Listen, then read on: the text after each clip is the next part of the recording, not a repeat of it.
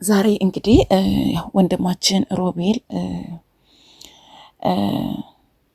እንግዲህ መልካምነት ይዞ ሄሉ በመጎዳቷ ይመስለኛል የሄሉን ጉዳት ስላየና ባለው ነገሮች አንዳንዴ ወንዶች ግንዛቤ አድርገው ሴቶች ሲጎዱ ያንን ነገር አብረው ሰፖርት ማድረጉን ወድጄዋለሁ። ምክንያቱም የሄሉን ጉዳት ስላየ ነው ከሄሉ ጋር አብሮ ያን ነገር አቀናጅቶ እንደውም በሚገባ ያብ ወደ ሄሉ ህይወት እንዲመለስ ያደረገው የሮቤል እንትን ነው።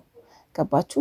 የሮቤል በመካከላቸው ባይገባ ያብ ትንሽ የመናደድም የመቆጣትም የማገናዘብም ትንሽ ችግር አለበት። ምክንያቱም ነገሮችን ገንፈል ያደርገውና ግንዛቤ ያጣል። ስለዚህ ይመስለኛል ሮቤል እንግዲህ ባይገባ በመካከላቸው ያብ ስራም ይሄ ነገር ይፈጥራል ወይ ደግሞ ወደ ትርቅ ይመጣል።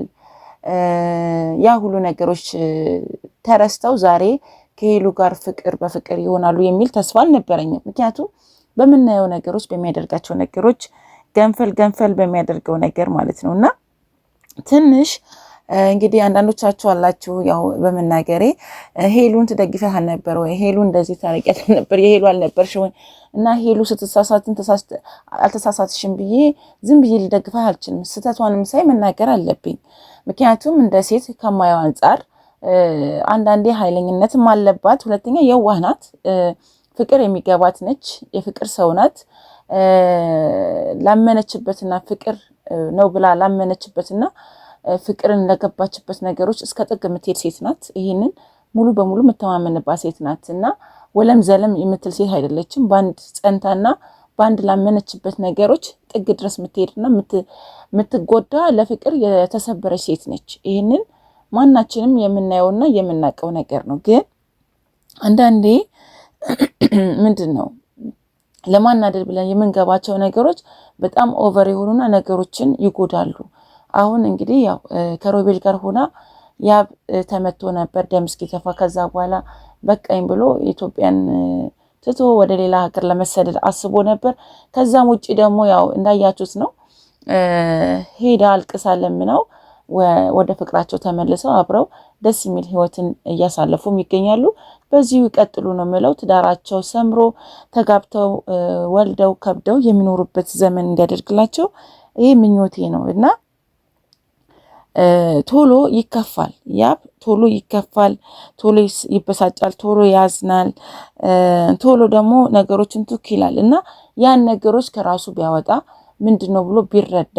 ምክንያቱም አሁን ሮቤልና ሄሉ አብረው ቁጭ ባሉበት እንዳታገኙ ብዬሻል ነበር ምናምን። አንዳንዴ እሱም በዛ ልክ እኮ ከልዩ ጋር እኮ አብሮ ብዙ ነገሮችን ሄሉን ለማናደድም ሆነ ብዙ ነገሮችን ሲያደርግ ነበር። ያኔም በትዕግስት አልፈዋለች። ብዙም የተናደደችበት ነገር አልነበረም።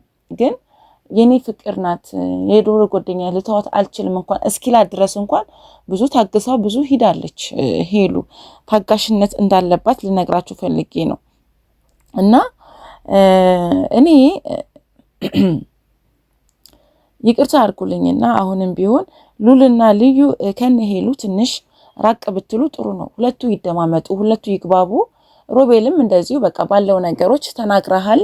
ከዚህ በኋላ እንግዲህ ሶስተኛ ወገን በመካከላቸው መግባት የለባቸውም።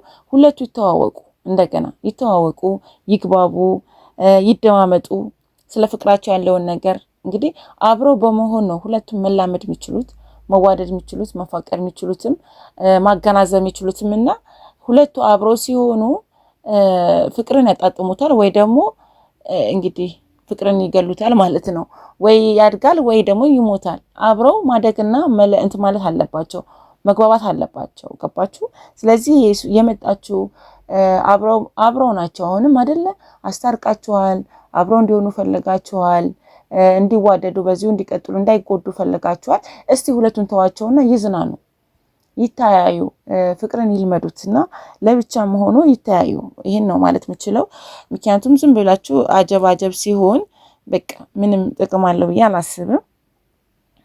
እንግዲህ ብዙዎቻችን ሄሉ ቀለበት አስረሻል ባልሽ ነው ያብ እያላችሁም ትገኛላችሁ። አዎ ቀለበት አስራለች፣ ግን ድጋሚ አላሰሩም። በቃ የታሰረው ቀለበት በሁለቱም ዘንድ ተወርውሯል። የልብ ቀለበት ያላቸው ሁለቱም ይዋደዳሉ። ሁለቱም አብረው ናቸው። ሁለቱም በፍቅር ውስጥ ናቸው ያሉት። ቀለበት ታሰረም አልታሰረም ሁለቱም የትዳር አጋር ሆነው ሁለቱም በፍቅር ተጣምረዋል። ስለዚህ ይሄ በቂ ነው ከምንም በላይና ቀለበት ያሰረልሽ ቀለበት ያደረገልሽ ባልሽ ነው። ስለዚህ ልጅነት አያጥቃሽ፣ ልጅ እየሆንሽ ነው አገናዝቢ የምትሉን ብዙ ልጆች አላችሁና ልጅነትም ሳይሆን አንዳንዴ ንዴት አለ፣ ብዙ ነገር አለ፣ ውጣ ውረድ አለ። የምትፈልጉትን ነገር አንዳንዴ ሸርተት ሲል እንዲህ በቃ የሚያናድዳችሁ ነገር አለ። ያ ነገሮች ሊከብድ ይችላል እና በቃ ሁል ጊዜ አብሯት ሲሆን የነበረ ሰው ትንሽ ቀን ስልክ ባይደውልላችሁ፣ ትንሽ ቀን አብሯችሁ ባይሆን ምን ያህል ያበሳጫል፣ ምን ያህል ያናድዳል። ያ ነገር ሊሆን ይችላል። በተፈጥሮ ግን ሄሉ ከልጅነትም የበለጠ አስተሳሰብና በሳል ልጅ ነች እና ብዙ ነገር ታውቃለች ብዬ አስባለሁ። ያው እሷ ከዚህም ከዛም ስትሆን ስታዩዋት ወይ ደግሞ ባናድዳት ነገሮች ወይ ባበሳጫት ነገሮች ለመበቀል ስትሉ ብዙ ነገር ስለምታደርጉ ያ ልጅነት ሳይሆን ያናድዳችሁ ነገር ዋጋ እንዲከፍል ታደርጉታላችሁ። ይሄ ሁላችንም ህይወት ውስጥ ያለ ነገርና ብዙዎቻችሁ እንግዲህ ሄሉ ከዚህ በኋላ ለምታደርጋቸው ነገሮች በሙሉ ያብ ይመለከተዋል ብላችኋል።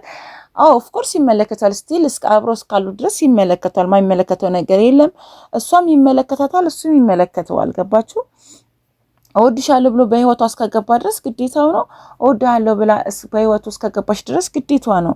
አይመለከትም የሚባል ነገር የለምና ይመለከተዋል። እንደዛውም ህይወት ቀልድ አይደለም። ሁላችንም በመነጋገር ለመፍታት መሞከር ነው። መጫጫ መንጓተት ምናምን ህይወት ያስፈልጋል ብዬ አላስብም። በተረፈ እርቅ ወርዷል በሁለቱም ዘንድ። ሮቤልም ከነሱ የፍቅራቸውን ተካፋይ ነው። ምክንያቱም ያን ሁሉ አድርጓት ያን ሁሉ አበሳጭቷት ዛሬ ላይ በቶሎ መታረቃቸው ነገ አያጠቃትም ወይ? ነገ አያናድዳትም ወይ? ምን ያህል ዋስትና አለው? ምክንያቱም አሁንም ላደረገው ነገር ነገስ ይሄ ነገር አይደግመውም የሚል ነገር ነበር ይመስለኝ። ያ ነገር ግን አሁንም አልፎ አብረው የሚሆኑበት ነገር ተቋጭቷል ብዬ አስባለሁ። እንግዲህ ደስ ብሎኛል። ሮቤልም መልካም ነገሮችን ስላየው ደስ ብሎኛል። ምክንያቱም ለሴት ቆመክ በሴት ልጅ መገፋቷን አይተክ አብረሃት ቆመ አብረሃት ስለተጋፈጥክና የሁሉ ነገሮች ስለደረሱብህ በጣም ይቅርታ እላለሁ። ምክንያቱም ያው ነገሮችን ስናያቸው ሄሉና ያብን የሚያጣላ ነገር ነበር የሚመስለውና ብዙ ተመልካችም ያ ነገር የነበረ የመሰለው። አሁን ላይ ግን ባለው ነገር ሄሉን መከታ ሆነክና አብረሃት ሆነክ ስለቆምክ ከልብ አመሰግናለሁ። ይሄን ነው ማለት የምችለው። ምክንያቱም ሴት ልጅ ስትጎዳ ወንድ ልጅ አብሮ መቆሙ ነገ እህቴ እንደዚህ ሊያጋጥማት ይችላል ብሎ አስቦ ይሄን ነገር በማድረጉ ሳላመሰግነው አላልፍም። እና ውድ ተመልካቾቻችን እንግዲህ ለቤቴ አዲስ ከሆናችሁ ላይክ እያደረጋችሁ አበረታቱኝ። እኔ አሁንም ቢሆን ሁሉንም በማየው አንግል ነው ለናገር የምችለውና እንትናን አላበላልጥም፣ እንትናን አላሳንስም። በምናየው ነገሮች ሀሳብ እንሰጣለን። እናንተም እንግዲህ በኮሜንት ሴክሽን ላይ ሀሳባችሁ ማስቀመጥ ትችላላችሁ። እንግዲህ እኔም ተሳስቼ ከሆነ ለእናንተ ይቅርታ እላለሁኝ። አመሰግናለሁ።